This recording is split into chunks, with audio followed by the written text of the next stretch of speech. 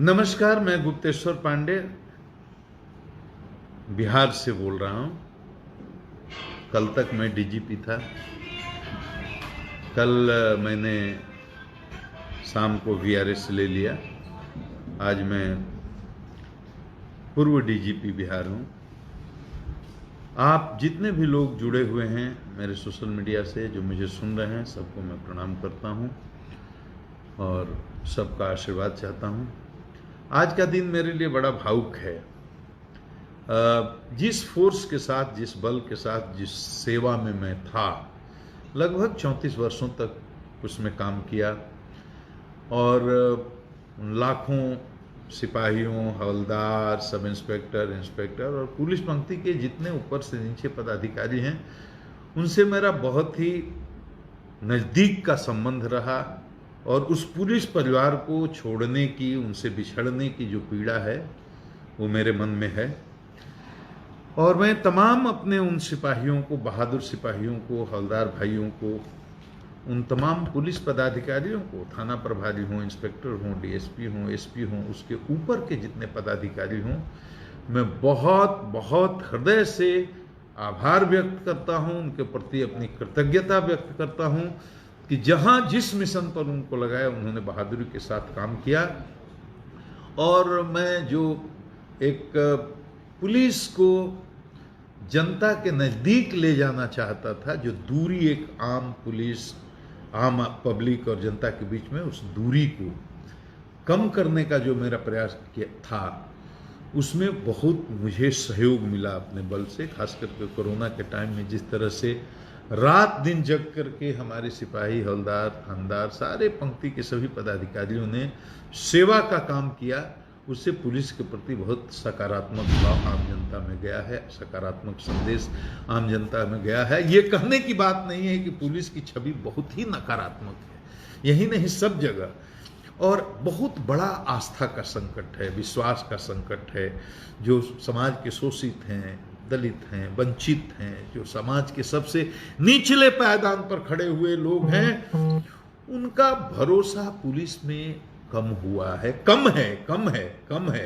वो पुलिस को अपना शुभचिंतक नहीं मानते और उनको लगता है कि पुलिस उनकी अपनी नहीं है। मैंने इस दूरी को कम करने की कोशिश की। पुलिस में भी अपने गुलामी के संस्कार हैं, अंग्रेजों की बनाई हुई पुलिस है, उनकी मानसिकता को बदलने की जरूरत है। ये मैंने की कोशिश और मैंने बार बार कहा, आप महसूस करो कि आप आम जनता के सेवक हो।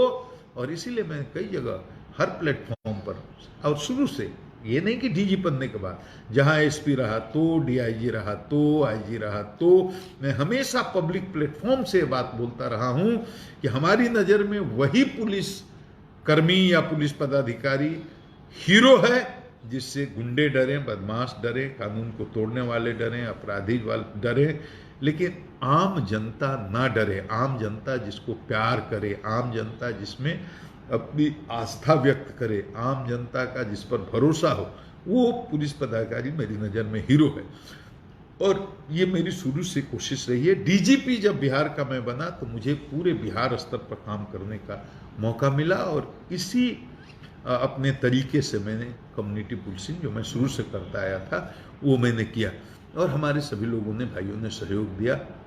मैं उस पुलिस परिवार को अब छोड़ चुका हूं, लेकिन आत्मिक जुड़ाव अभी भी है। जो अच्छे काम करने वाले हैं, हर तरह के लोग हैं, कुछ गलत काम करने वाले भी लोग हैं, तो जो अच्छे काम करने वाले लोग हैं उनके प्रति मेरी संवेदना वैसी ही है और मेरा आत्मिक लगाव भी वैसा ही है। कभी भी संकट में, किसी भी स्थिति में, व्यक्तिगत या पारिवारिक, कोई भी जरूरत हो तो मैं हमेशा उनकी सेवा में रहूँगा। पुलिस मेंस एसोसिएशन के जितने पदाधिकारी हैं, सदस्य हैं, और पुलिस एसोसिएशन के जितने हमारे लोग हैं, अध्यक्ष से लेकर जितने भी लोग, सब भाइयों का इतना प्यार, इतना सम्मान मिला। मुझे याद है कि किस तरह से पुलिस मेंस के एसोसिएशन के लोग पूरी तरह से वोकल होकर के मेरे पक्ष में उतरे थे जब मुझ पर किसी तरह के आरोप लगाए जा रहे थे। तो सारे पुलिस परिवार के लोग, चाहे पुलिस एसोसिएशन के हो, पुलिस मेंस एसोसिएशन, हमेशा हमारे हर लड़ाई में, हमारे हर संघर्ष में मेरे साथ खड़े रहे, उनको धन्यवाद देता हूं। और मैं, जो मेरी आलोचना कर रहे हैं, जो मुझे ट्रोल करने की कोशिश कर रहे हैं, मैं उनके प्रति कोई भी अन्यथा भाव नहीं रखता। मेरा उनके प्रति भी मेरे मन में बहुत सम्मान है। शायद वो मुझे नहीं जानते हैं, और जानते हैं तो बहुत कम जानते हैं। टोटलिटी में अगर जानते तो वो समझते कि मैं किस तरह का आदमी हूँ।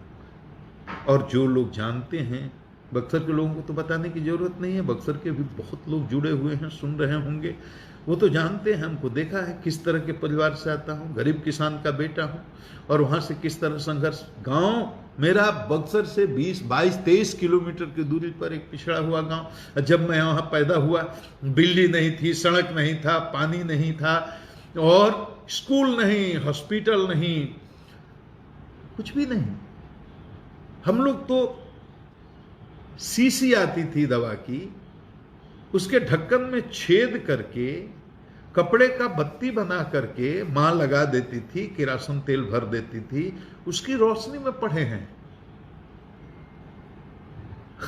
आश्चर्य होगा आज के नौजवानों को जान करके। स्कूल जाते थे हाफ पैंट और शॉर्ट्स नहीं जो आजकल फैशन वाला मिलता है, वो 2 रुपये 1.5 रुपये मीटर का कपड़ा जो गांव में बिकता था या पास के शहरों में बिकता था, उसका दर्जी ले आता था और नाड़ा बांधने वाला हाफ पैंट सी देता था, और बनियान पहन करके बिना जूता का, बिना चप्पल का स्कूल जाते थे। हम भी केवल नहीं, हमारे साथ जितने लोग पढ़ते थे। स्कूल भी 7 साल के बाद, उम्र के बाद मैंने जाना शुरू किया, और गांव से 1-1.5 किलोमीटर 2 किलोमीटर दूर, पैदल, सड़क भी नहीं थी, कोई auto rickshaw motor school bus, इसका तो कोई कॉन्सेप्ट ही नहीं था। पैदल बरसात के दिनों में तो नदी नाला पार करते हुए, खेतों की मेड़ों पर चल करके, कीचड़ में घुटने भर सने पांव, उस तरह से स्कूल जाते थे हम लोग।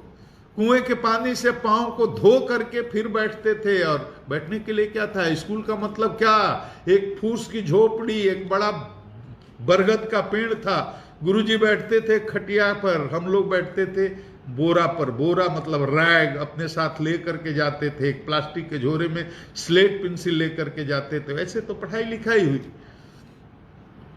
और 11 + 2 + 3 का वो सिस्टम था, 10 + 2 + 3 नहीं था।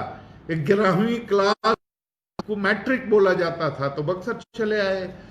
बक्सर स्कूल में जब आए 8वीं के बाद, तो वहां स्कूल से 3 किलोमीटर दूर, मुझे आज भी याद है, एक कमरा 8 रुपये महीने पर ले करके, उस कमरे में कोई टॉयलेट अटैच नहीं। टॉयलेट करने के लिए सुबह शाम 2-3 किलोमीटर दूर जाना पड़ता था, लोटा में पानी लेकर के।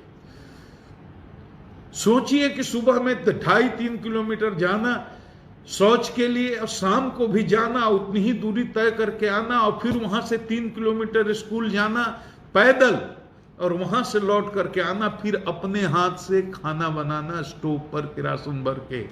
माड़ भात चोखा, रोटी तो बनाने भी नहीं आता था, वही माड़ भात चोखा सुबह, वही माड़ भात चोखा शाम, कभी कभी दाल।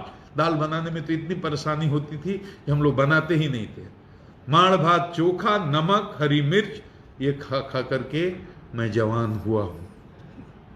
यह ऐसे मेरी जिंदगी कटी है। और पटना कॉलेज में कैसे है तो कहानी है। हमारा ही एक मित्र, जिसके पिताजी यहां पटना में सचिवालय में क्लर्क थे, वो पटना जानता था, आता था, जाता था, रहता था। वो हमको ले आकर के पटना कॉलेज में एडमिशन करवा दिया। उसके पहले मैं बक्सर के बाहर क्या दुनिया है मुझे कुछ नहीं पता था। तो पहली बार तो 18, 19, 20 साल की उम्र में पटना आया, पटना कॉलेज में एडमिशन लिया, इंटर पास किया, संस्कृत से ग्रेजुएशन किया। ये बहुत कम लोग जानते होंगे मेरी एकेडमिक पृष्ठभूमि क्या है। संस्कृत में ग्रेजुएशन किया, संस्कृत ऑनर्स, और बीए करने के बाद गांव में चला गया। पिताजी अकेले थे, उन्होंने कहा आओ खेती कराओ। मेरे खानदान में नौकरी करने का तो कोई कॉन्सेप्ट ही नहीं था,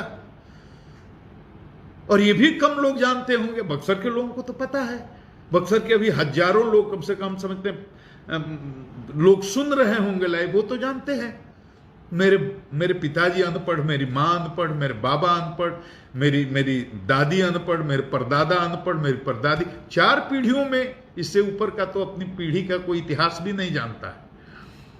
तो 4 पीढ़ियों का तो मैं जानता हूं कि कोई स्कूल गया ही नहीं, किसी की कोई औपचारिक फॉर्मल एजुकेशन हुआ ही नहीं। मैं पहला आदमी था जो स्कूल गया, जिसकी औपचारिक शिक्षा हुई।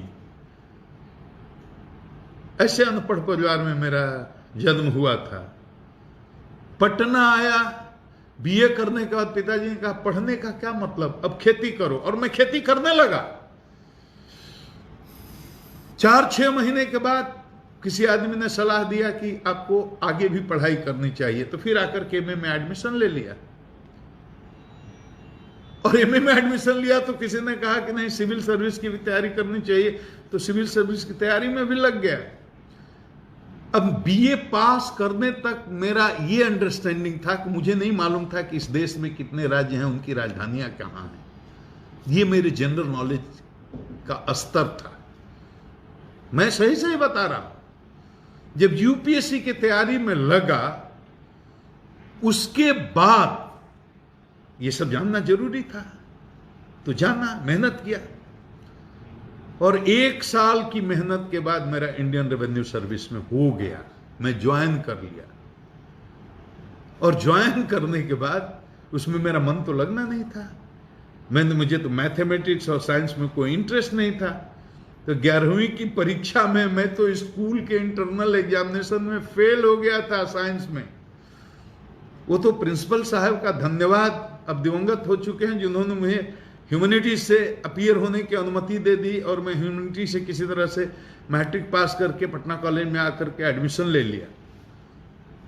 तो आईआरएस में भी वही हुआ, अकाउंटेंसी पढ़नी थी, बुक पढ़नी थी, तो पार्ट 1 की परीक्षा में ही फेल हो गया।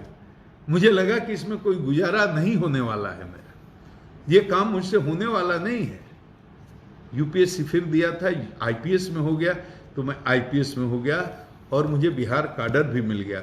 और कोठारी कमीशन के चलते उस समय 5 चांसेज मिले। मैं चाहता था और कई बार दे सकता था, लेकिन मैं बिहार छोड़कर जाना नहीं चाहता था। काडर सिस्टम में कोई इस बात की गारंटी नहीं थी कि आईएएस हो जाने के बाद मुझे बिहार मिलेगा। मैंने कभी कोशिश ही नहीं की। बिहार हुआ, मैं संतुष्ट हो गया। और राज्य का बंटवारा भी जब हुआ, झारखंड अलग हुआ, तो वहाँ के माननीय मुख्यमंत्री थे उस समय श्री बाबूलाल मरांडी जी, जो अभी भी हैं, बहुत सभ्य और बहुत ही शालीन व्यक्ति हैं, नेता हैं। वो माननीय मुख्यमंत्री थे। उन्होंने मुझे व्यक्ति, वो सुनेंगे और कहीं ना कहीं से मेरा ये वीडियो उनको तक भी पहुंचेगा, उन्होंने मुझे बुलाकर कहा, मैं सीनियर एसपी पटना रांची था, कि आप झारखंड रह जाइए। और मैंने हाथ जोड़कर क्षमा मांगी कि मैं बिहार की सेवा करना चाहता हूं। और उनकी इच्छा ना रहने के कारण भी, वहां रखने के कारण भी मैं वापस चला आया, मैं रुका नहीं, बिहार आ गया। इस तरह से मेरी बैकग्राउंड है। मेरे घर में तो कोई जज नहीं हुआ, कोई पॉलिटिशियन नहीं हुआ, कोई कलेक्टर क्या, कोई मास्टर ही नहीं हुआ। इस तरह से जमीन से उठ करके संघर्ष कर कर कर कर कर कर कर कर के यहां तक पहुंचा, बिहार प्रदेश का डीजीपी हुआ। इस बात को, मेरी बैकग्राउंड को लोग जो समझेंगे वही मुझे जज कर सकते हैं। ऐसे किसी को गाली दे देना, ट्रोल कर देना, या किसी उसके एक्शन से, एक स्टेटमेंट से उसके पूरे ओवरऑल पर्सनालिटी के बारे में कोई जजमेंट ले लेना, ये उचित नहीं है। इसलिए मैं बता रहा हूं, और जो बात बोल रहा हूं रिकॉर्ड पर बोल रहा हूं। मैं जानता हूं इसको लाखों नहीं करोड़ों लोग सुनेंगे, इसलिए ऑथेंटिक बात बोल रहा हूं कि कोई भी इस पर आकर के सर्वे कर सकते हैं, अनुसंधान कर सकते हैं, जांच कर सकते हैं कि इसमें एक बात भी मैं गलत बोल रहा हूं। सिविल सर्विस के लिए कभी कोई कोचिंग ना की, वो संभव नहीं था। और पटना विश्वविद्यालय में तो स्टूडेंट्स को फ्री कोचिंग कराया जाता था आईएएस के लिए। 100 रुपये केवल देना होता था एडमिशन के लिए। वो 100 रुपया भी मैंने नहीं दिया, वो भी मुझे महंगा लगता था। मैंने नहीं किया कोचिंग, मैंने नहीं ली कोई ट्यूशन। ये विद्यार्थियों के लिए मैं बोल रहा हूं कि अगर उनके अंदर हौसला है और संकल्प है, वो मेरे अंदर था। मैं जिद्दी बहुत था, हौसला बहुत था, संकल्प बहुत था, और मेरे अंदर यह दृढ़ विश्वास था कि मैं जो चाहूं सो कर सकता हूं। यही मेरी दृढ़ इच्छा शक्ति मेरी सफलता के पीछे मूल ताकत थी। और मैं आज भी कहता हूं विद्यार्थियों से जिनको कोई साधन नहीं हो, कोई सुविधा नहीं हो, उनको भी हताश निराश होने की जरूरत नहीं। अगर उनकी संकल्प शक्ति मजबूत है तो वो जो चाहे जीवन में हासिल कर सकते हैं, अपने लक्ष्य को हासिल कर सकते हैं। कोई सपोर्ट सिस्टम मेरा नहीं रहा, जीवन में नहीं रहा, और मैं इस जगह तक पहुंचा। इसमें मेरे माँ पिता के आशीर्वाद के अलावा और कोई सहयोग नहीं रहा। मेरे पिताजी और माताजी को मैं गाइड नहीं कर सकते थे, वो खुद ही बेचारे अनपढ़ थे, सीधे लोग थे, फकीर की तरह मेरे पिताजी रहते थे। झूठ सच लंद फंद दुनिया की राजनीति किसी चीज से उनका कोई लेना देना नहीं। उनका बेटा आईपीएस हो गया तब भी उन्हें न खुशी हुई, न हर्ष हुआ, न द्वेष हुआ। एकदम समभाव के आदमी थे। हमारे आईपीएस होने के 11 साल के बाद उनकी मृत्यु हुई, लेकिन गांव में रहते हुए, अब बगल में थाना रहते हुए, किसी थानेदार को देखा नहीं, किसी सिपाही को भी नहीं देखा। ऐसे थे वो, इतने सहज थे। आईपीएस बना मैं, बिहार आया मैं, और झारखंड के जिलों में जहां जहां कप्तान रहा उसकी चर्चा मैं करूं तो चतरा में कप्तान रहा हूं। चतरा से शुरू किया, दूसरी पोस्टिंग मेरी बेगूसराय में हुई, बेगूसराय का पुलिस कप्तान रहा। बेगूसराय के बाद बेगूसराय का चतरा का क्या माहौल था? चतरा नक्सलियों का गढ़ था, नक्सलियों का गढ़ था, आज भी है, उग्रवादी वहां है। चतरा में मैंने गरीबी देखी। मैं समझता था कि मैं जिस इलाके से आता हूं वहां गरीबी है, मैं उसी को गरीबी समझता था। लेकिन चतरा में मैंने ये देखा कि वहां गरीब जो आदिवासी हैं, भुइयां हैं, गंजू हैं, जंगलों में रहते हैं, महीनों महीनों तो उन्हें महुआ उबाल करके खा करके जीना पड़ता है। मेरे हृदय को बड़ी पीड़ा होती है। मैंने पहली बार समझा कि गरीबी ऐसी भी होती है कि भी दोनों समय आदमी नहीं खा सकता है। अगर वो मैंने देखा नहीं होता तो मुझे यकीन नहीं होता कि गरीबी क्या होती है। एक एक कपड़ा धो धो करके लोग पहनते थे, महुआ चीजें गड़ गई लोगों के प्रति मेरे मन में, और गरीब लोगों के प्रति मेरे मन में संवेदना बढ़ गई। पुलिस से इतने डरते थे वो।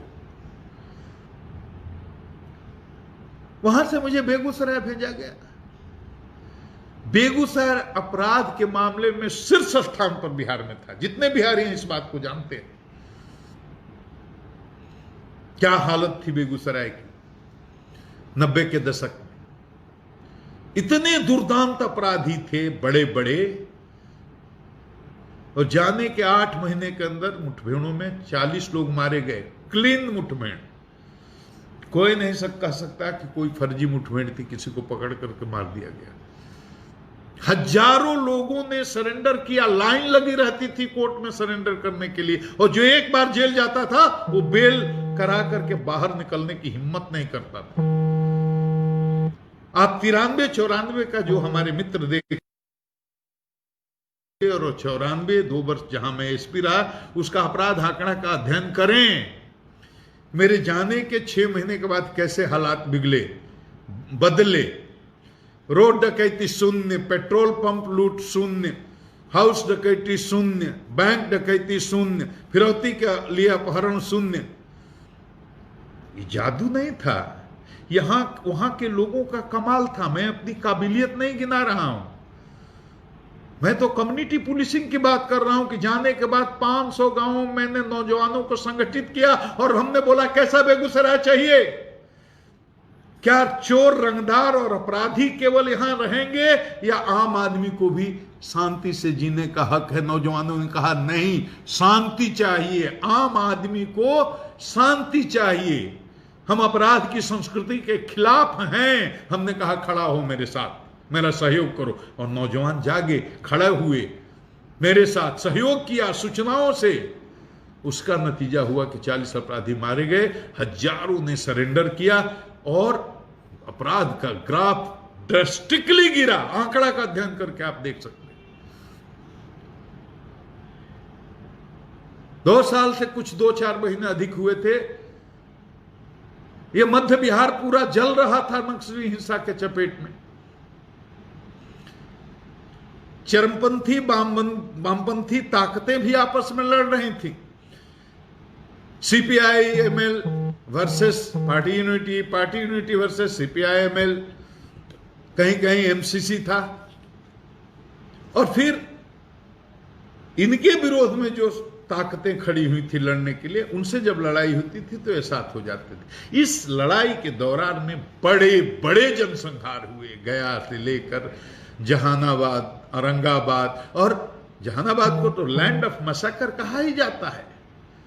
बाथे हुआ, सेनारी हुआ, मियाचक हुआ, गया में 12 हुआ। ये उन जनसंहारों की बात कर रहा हूं जिसमें 30-30, 40-40, 70, 74 आदमी एक एक घटना में मारे गए या कसाई की तरह काटे गए। मैंने देखा है, सब देखा है, अपनी आंख से देखा है। मैं कोई कहानी नहीं सुना रहा हूं, कोई किस्सा नहीं सुना रहा हूं, यह मेरा भोगा हुआ साहित्य है जिसको मैंने देखा है। बाथर में 74 लोगों की नृशंस हत्या हुई। मैं गया था, औरंगाबाद का एसपी था मैं, पूरा मुख्यालय से कम्युनिकेशन कट गया था, जहानाबाद से पुलिस मुख्यालय का। मुझे खबर हुई तो सबसे पहले मैं पहुंचा था। मैं औरंगाबाद से जाकर के रात में 2 बजे अकेले 2 बॉडीगार्ड के साथ। बुद्धू भी था मैं, इमोशनल आदमी बेवकूफ भी होता है। जहां इतना बड़ा नरसंहार हुआ हो, उस गांव में 2 बॉडीगार्ड के साथ 2 बजे रात को अकेला पहुंच गया मैं। ये कोई फिल्मी कहानी नहीं सुना रहा हूं आपको, ये सही बात सुना रहा हूं। लाशों को गिनना शुरू किया, 1 2 3 4 5 6 7 34। पागल हो गया मैं। औरतों की लाशें हैं, पुरुषों की लाशें हैं, हर उम्र के बच्चों की लाशें हैं, किशोरों की लाशें हैं, नौजवानों की लाशें हैं। मैंने खबर किया मुख्यालय को, बहुत बड़ी घटना हो गई है। 5 बजते बजते तो पूरी दुनिया पहुंच गई। हजारों सिपाही और अधिकारी और कई 100 प्रेस और मीडिया के लोग। दिन होने के बाद तो बड़े बड़े नेता भी पहुंचने लगे, लेकिन सबसे पहले मैं पहुंचा था। उस दौर को मैंने देखा है, बहुत पीड़ा होती थी कि ऐसा क्यों हो रहा है। सेनारी की घटना हुई, कसाई की तरह लोगों को काटा गया था। सही संख्या याद नहीं है, लेकिन 40। मैं सबसे पहले पहुंचाने वाला वहां था। मैं जहानाबाद का एसपी नहीं था, मैं औरंगाबाद का था, लेकिन औरंगाबाद का जिला प्रशासन कोई नहीं वहां पहुंच सकता था। गांव में इतना विरोध था, प्रतिरोध था। मुझे कहा गया कि आप ही हैं, क्योंकि मैं जहानाबाद से औरंगाबाद गया था, सब लोग मुझे जानते थे। आप जाएंगे तो लाख लोग उठने देंगे। लोग नेताओं को खदेड़ रहे थे। पुलिस प्रशासन, जिला प्रशासन कोई गांव में घुसने की हिम्मत नहीं कर रहा था। और मैं गया, लोगों ने मेरा सम्मान किया, मेरी बात रखी और लाश उठी। सबसे पहले मैं गया।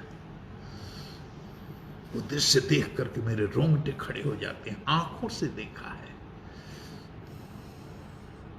और मेरे मन में एक पीड़ा उठी कि ये जातीय संघर्ष क्यों? ऐसे कैसे बनेगा नया बिहार? ये बुद्ध की धरती है, महावीर की धरती है, ये शांति की धरती है, अहिंसा की धरती है, त्याग की धरती है, तपस्वियों की धरती है, मनुष्यों की धरती है, ऋषियों की धरती है, बलियों की धरती है। और ऐसे ऐसे 50 जनसंहार हुए होंगे। ये बड़े जनसंहारों की गिनती मैं आपको बता रहा हूं। कहीं 5 मारे गए, कहीं 7 मारे गए, कहीं 8 मारे गए, उसकी गिनती नहीं कर रहा हूं। वैसे 50 हुए। ऐसे माहौल में मुझे जहानाबाद भेजा गया था। इस तरह से जल रहा था पूरा। अय्यारा गांव जो आज अरवल जिला में पड़ता है, वो जहानाबाद का पार्ट था। एक बारात पार्टी पर 7 बजे शाम में हमला होता है, 13 लोग मारे जाते हैं। और मुझे उसी दिन औरंगाबाद से अकेला ट्रांसफर करके जहानाबाद, कहा जाता है 2 घंटे में पहुंचे जहानाबाद में। अब ये जो घटना हुई, इसकी प्रतिक्रिया में एक बड़ा जनसंहार हो सकता है। और मैं ये 2 घंटे में दौड़ा करके जहानाबाद भेजा गया। 1 साल रहा, एक भी कोई जनसंहार नहीं हुई। गांव गांव में घूमता, दलितों के गांव में, शोषितों के गांव में, वंचितों के गांव में, सवर्णों के गांव में, दबंगों के गांव में, सबके चौपाल पर, सबके दरवाजे पर जाकर के हाथ जोड़ जोड़ करके पूरे जिले को गलबंद किया, हर गांव के लोगों को, हर जात के लोगों को। जहानाबाद से मुझे चुनाव लड़ना था क्या? बेगूसराय में 500-700 लोग गांवों में जाकर के शांति समिति नौजवान, वो अभी सक्रिय हैं हमारे लोग। बेगूसराय से उस समय हमको कोई चुनाव लड़ना था क्या? औरंगाबाद गया, 800 से अधिक गांव में मैंने, मुझे तो ठीक से गांव की संख्या याद नहीं है, लेकिन सदस्यों की संख्या 54,000 एक्टिव वर्कर्स बनाए शांति सह निगरानी समिति। कामेश्वर वैद्य जी हैं, उस समय वो 55 साल के रहे होंगे, अभी 24 साल पहले की बात बता रहा हूं, तो 75-80 के आसपास हो चुके हैं, अभी जिंदा है। 54,000 एक्टिव सदस्यों की सूची, रजिस्टर, नाम, पते, उनका फोटोग्राफ आज भी है, आप जा करके देख सकते हैं। औरंगाबाद से मुझे 23-24 साल पहले चुनाव लड़ना था। गांव गांव में जाकर के सभाएं करता था, एक एक गांव में, एक भी जनसंहार नहीं हुआ। जहां रहा हूं यही करते रहा। कम्युनिटी पुलिसिंग से मेरा इस तरह का रिश्ता रहा है, लोगों से जुड़ करके, क्योंकि मानता हूं पुलिस का काम है क्राइम कंट्रोल, विधि व्यवस्था का संधारण, और जब तक जनता का सहयोग नहीं होगा तब तक न अपराध नियंत्रण प्रभावकारी ढंग से होगा, न विधि व्यवस्था का संधारण। जब कभी बिहार में फसाद का माहौल हुआ, कहीं तनाव हुआ, कहीं भी किसी भी जिले में, चाहे वहां मैं एसपी रहा हूं या ना रहा हूं, मुझे ही सरकार क्यों उतारती है, भेजती थी। हेलीकॉप्टर से उतार दिया जाता था या गाड़ी से भेज दिया जाता था, मुझे, मेरे साथ कोई कमांडो, अतिरिक्त बल कुछ भी नहीं भेजा जाता था, अकेला। सरकार कहती थी वहां एसपी हैं, कलेक्टर हैं, डीआईजी हैं, कमिश्नर हैं, आईजी हैं, सब कैंप कर रहे हैं, पर्याप्त संख्या में बल है, लेकिन सिचुएशन कंट्रोल नहीं है, दंगा हो जाएगा, हो रहा है, होने वाला है, आप जहां हैं वहां भागिए। तब जबकि मैं मेन स्ट्रीम में नहीं था, मैं डीजीबीएमपी हूं या बीएमपी में पोस्टेड हूं या स्पेशल ब्रांच में कहीं और, कहीं का और कहीं और, जो मेन स्ट्रीम की पुलिसिंग नहीं है वहां भी, फिर भी मुझे भेजा जाता।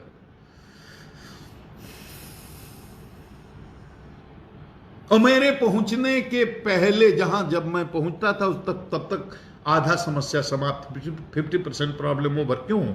ये मेरा कोई जादू थोड़े ही है, मैं अपनी कोई काबिलियत नहीं बता रहा हूं, ये पब्लिक कनेक्टिविटी है। हर जिले के हजारों लोगों के मोबाइल के नंबर मेरे पास सेव हैं, हिंदू के भी, मुसलमान के भी, हर जाति, हर कौम के। मैं जाने के पहले यहां से फोन से सबसे संपर्क करने लगता था, और कम से कम 100 इधर के 100 उधर के, दोनों पक्षों लोगों से बात करके उनको काम में लगा देता था। मेरी इज्जत की बात है, सरकार की साख की बात है, बचाइए इसको। और सब लोग लग जाते थे जब तक मैं पहुंचता था, और हजारों बार ऐसा हुआ है। विधि व्यवस्था की समस्या मेरे सामने, और किसी भी जो भी पुलिस अफसर हैं, 34 साल लंबा टाइम होता है। अधिकांश समय मैं जिलों में रहा हूं, सरकारें आई हैं, सरकारें गई हैं, लेकिन मैं शुरू से अंत तक, जब तक एसपी रहा, जिले में रहा, अपवाद को छोड़कर। डीआईजी जब तक रहा, रेंज में रहा, आईजी जब तक रहा, जोन में रहा, हर जगह। तो इतनी लंबी सेवा अवधि में हजारों ऐसे अवसर आए विधि व्यवस्था की, जहां गंभीर समस्या हो सकती थी, गोली चल सकती थी, लाशें गिर सकती थी। एक बार भी मैं कभी, मुझे याद नहीं कि 34 साल में एक बार भी मैं असफल हुआ। आपका आशीर्वाद, जनता का आशीर्वाद, जहां गया प्रॉब्लम समाप्त। ये कम्युनिटी पुलिसिंग का कमाल है, हर जगह। और आपको जानकर आश्चर्य होगा, 34 साल की सेवा अवधि में फील्ड में रहते हुए, कठिन जिलों में रहते हुए, 8-9 जिलों में कप्तान रहा हूं, चतरा में रहा हूं, हजारीबाग में, जहानाबाद में रहा हूं, अरवल में रहा हूं, बेगूसराय में रहा हूं, नालंदा में रहा हूं, औरंगाबाद में रहा हूं। मैंने जीवन में कभी भी गोली चार तो छोड़ दीजिए, लाठी भी चलाने का आदेश नहीं दिया है पब्लिक पर। और एक बात बताऊं तो आपको शायद विश्वास न हो, 34 साल की इस नौकरी में एक भी शोषित, दलित, वंचित, गरीब, अकलियत, चाहे कोई भी आम जनता, जो निर्दोष जनता को मैंने तमाचा तो लगाने कोई सवाल ही नहीं है, मैंने उखड़े भाषा में संबोधित भी नहीं किया है, आदर से बुलाया है। मेरे यहां मिलने का कोई समय नहीं रहा, 24 घंटे जिसको जरूरत, जिसके पास पैसा नहीं, जिसके पास पैर भी नहीं, जिसके पास कोई रेफरेंस नहीं, कभी भी किसी समय आफत की स्थिति में मेरे दरवाजा खटखटा सकता है।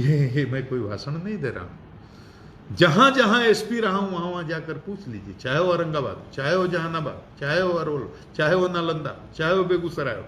अब तो इतने ही जिले बचे बिहार में जहां मैं एसपी रहा हूं, झारखंड का नाम छोड़ दे रहा हूं। जीवन भर जनता के लिए, खासकर उनके लिए जो समाज के सबसे निचले पायदान पर है।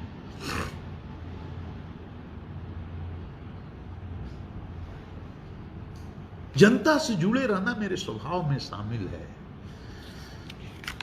डीजीपी बनने के बाद पहली बार पुलिस मुख्यालय का दरवाजा गरीबों गुरबों के लिए खुल गया।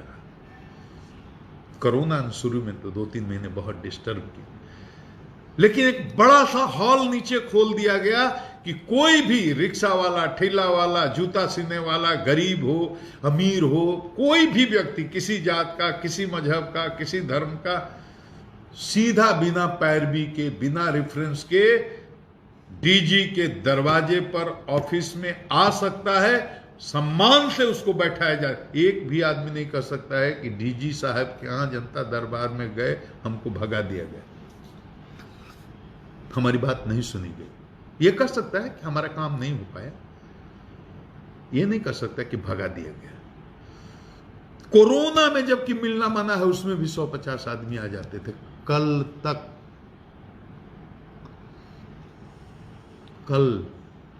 जिस दिन मैंने वीआरएस लिया है, उस दिन तक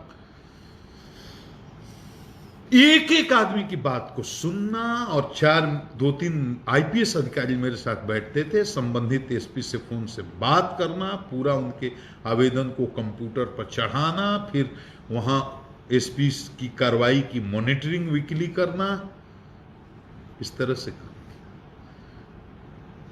इसमें कोई राजनीति है क्या? काम करने का मेरा तरीका, गरीब का बेटा हूं ना, किसान का बेटा हूं, मैं कोई कलेक्टर का, कमिश्नर का, जज का, मंत्री का मैं बेटा नहीं हूं। मैं गरीब के दर्द को जानता हूं। किस तरह से थाना पर एक शोषित दलित गरीब का बच्चा जाता है और उसके साथ किस तरह का सलूक होता है, मैं नहीं जानता हूं क्या? मेरे घर में सेंधमारी हुई थी, मैं 12 साल 10 साल का लड़का था, गांव में रहता था, और इटाढ़ी थाना जो मेरा लोकल थाना है, एक दरोगा जी आए थे, मेरे घर में चोरी और मेरे अनपढ़ मां बाप के साथ बदसलूकी मैंने देखा है खुद। ये भोगा हुआ साहित्य।